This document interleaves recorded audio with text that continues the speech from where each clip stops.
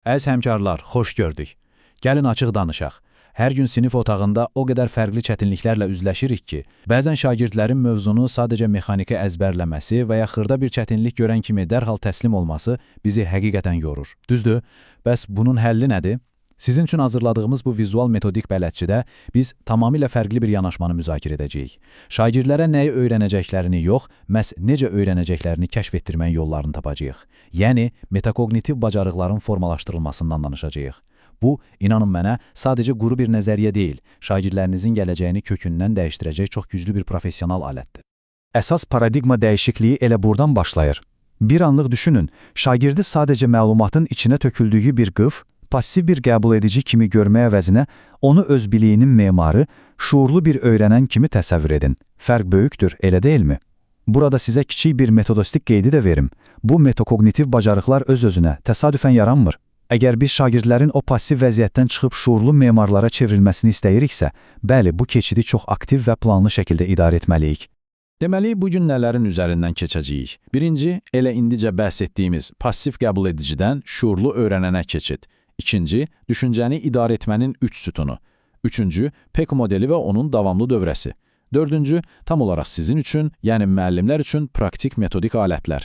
Beşinci, proseslə bağlı miflər və reallıqlar. Və altıncı, akademik uğurdan həyat bacarına doğru. Əslində bu strukturu sizə əvvəlcədən təqdim etməklə mən elə metakognitiv bacarığın ilk və ən vacib addımını planlaşdırmanı nümayiş etdirirəm. Çünki hara gedəcəyimizi bilmək yolun yarısını getmək deməkdir. Yaxşı, elə isə vaxt itirmədən keçək birinci bölümə, passiv qəbul edicidən şuurlu öyrənənə. Gəlin görək, şagirdin zehnində dəqiq olaraq hansı sistemi qurmağa çalışırıq? Çox vaxt bu terminləri eşidəndə ağlımıza ancaq yüksək qiymətlər gəlir. Amma gəlin diqqət edək, bu tərifi sadəcə yaxşı qiymət almaq kimi düşünmək böyük xəta olar. Metakognitiv bacarıqları inkişaf etdirmək əslində şagirdi tam məsuliyyətli bir fərdə çevirməkdir. Biz ona quru faktlar vermirik. Biz ona mürəkkəb problemləri həll etmək və ən əsası, bəzən öyrənmə prosesində yaranan o qaçılmaz stresi, emosiyaları idarə etmək üçün alətlər qutusu veririk. Bir sözlə bu sadəcə akademik bir nailiyyət deyil, əsl şəxsiyyət inkişafıdır. İndi isə keçək ikinci bölümə. Düşüncəni idarə etmənin 3 sütunu. Gəlin öyrənmənin arxa planında gedən o möhtəşəm idraki prosesi nəzər salaq və bizim müəllim olaraq təsir edə biləcəyimiz 3 əsas mərhələni kəşf edək.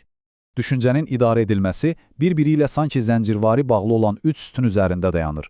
Proses özünü monitorinqlə başlayır, yəni izləmə və məlumat toplama. Sonra özünü tənzimləməyə, istiqamətləndirməyə keçir və nəhayət özünü qiymətləndirməklə, yəni təhlillə tamamlanır. Amma bu bitən bir proses deyil, davamlı bir dövrədir. Gəlin bu addımları bir-bir açaq. Birinci addım, özünü monitoring. Bunu, şagirdin öz işinə kənardan baxdığı, özünün müfəttişi olduğu bir mərhələ kimi düşünün. O, burada heç nəyi dəyişmir, düzəltmir. Sadəcə müşahidə edir. Mən hazırda nə edirəm? Necə edirəm? Prosesin hansı mərhələsindəyəm? Sırf kəşfiyyat aparır, məlumat toplayır. Hətta sinif yoldaşlarından və sizdən rəylər alır. Yəni, nəsə bir problemi həll etməyə cəhd etmədən əvvəl mövcud vəziyyətin çox dəqiq, obyektiv diaqnozunu qoyur. Və ikinci addım özünü tənzimləmə. Artıq sükan arxasına keçmək vaxtıdır. Şagird bayaq topladığı o müşahidə məlumatlarını götürür, hədəflər qoyur və işləməyən, nəticə verməyən strategiyanı anında dəyişir. Amma burada çox həssas bir məqam var. Emosional tənzimləmə. Bilirsiniz də, bəzən öyrənmək heç də asan olmur. Çətin bir məsələ uşağı dərhal məyus edə bilər, düzdür? Bax, tənzimləmə bacarığı olan şagird o həyəcanı, o stresi idarə edib, eyb yox, bir də sınayacağam deyə bilən şagirddir. Üçüncü sütunumuz isə özünü qiymətləndirmədir. Yəni, şagirdin etdiyi işə sonda bir növ güzgüdə baxması. O, öz-özünə tam obyektiv suallar verir. Məqsədimə çatdımmı? Nəyə yaş etdim? Bəs nəyi təkmilləşdirməliyəm? Bu mərhələ qətiyyən sadəcə səhvləri tapmaq üçün deyil. Əksinə, o səhvləri, çatışmazlıqları növbəti inkişaf addımı üçün bir tramplinə, yeni bir başlanğıca çevirmək üçündür. Keçək üçüncü bölümə. PEC modeli, davamlı dövrə. Yaxşı, bu nəzəri sütunları öyrəndik. Bəs bunları hər gün sinifdə, dərs planlarımızda necə tətbiq edəcəyik? Gəlin bunun praktik dövrəsinə baxaq. Qarşımızda PEC modelidir.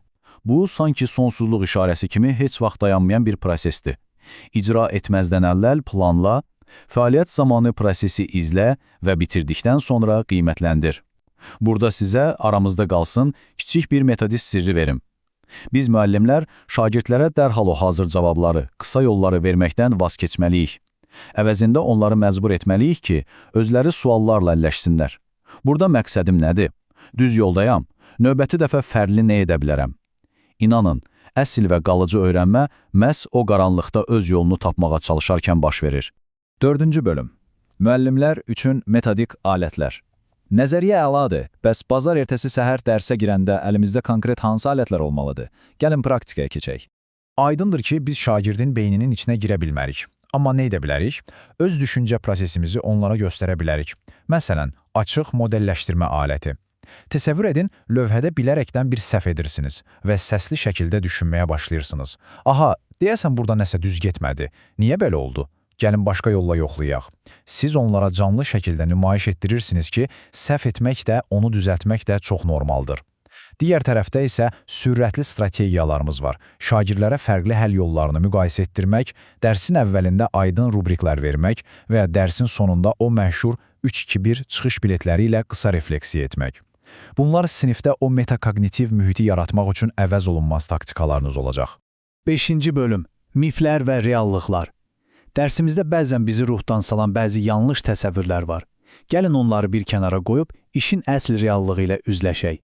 Məsələn, çox vaxt elə düşünürük ki, mükəmməl dərsdə hər şey plan üzrə səhvsiz getməlidir. Xeyr, qətiyyən belə deyil. Reallıq budur ki, səhvlər sinifdəki ən güclü informasiya mənbəyidir. Metakognitiv bacarığı olan şagird səhvdən qorxmur, onu təhlil edib yeni yol tapır. Başqa bir yayılmış mif, özünü qiymətləndirmə sadəcə müəllimin uşağa rəy verməsidir.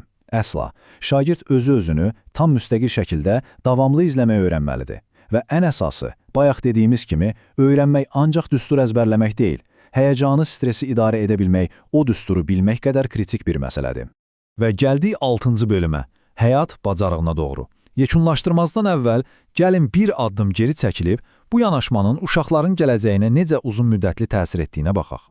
Axı biz sadəcə bugünkü sınaq imtahanından keçən uşaqlar hazırlamırıq, elə deyil? Bizim sinifdə atdığımız o kiçik toxumlar şagirdin bütün həyatını əhatə edən dərin bir kök sisteminə çevrilir. Biz bu metodoloji ilə çətinlik görəndə qaçmayan, davamlı özünü inkişaf etdirən və gələcəyin o naməlum, mürəkkəb problemlərinə asanlıqla adaptasiya ola bilən, emosional cəhətdən dayanıqlı mütəfəkkirlər yetişdiririk. Əsl məqsədimiz də elə bu deyilmi? Bütün bu danışdıqlarımızın xülasəsini əslində tək bir qızıl qayda ilə ifadə etmək olar. Öyrətməyi yox, öyrənməyi öyrədin. Əgər biz uşaqları o passiv dinləyici rolundan çıxarıb fəal müşahidəçiyə çevirə biliriksə, səhvləri cəza səbəbi kimi yox, inkişaf aləti kimi təqdim ediriksə, o zaman onların gələcəyini sözün əsl mənasında sığortalamış oluruq. Həmişə yadda saxlayın, öz idrakını, öz düşüncəsini idarə edə bilən insan gələcəyini də idarə edir.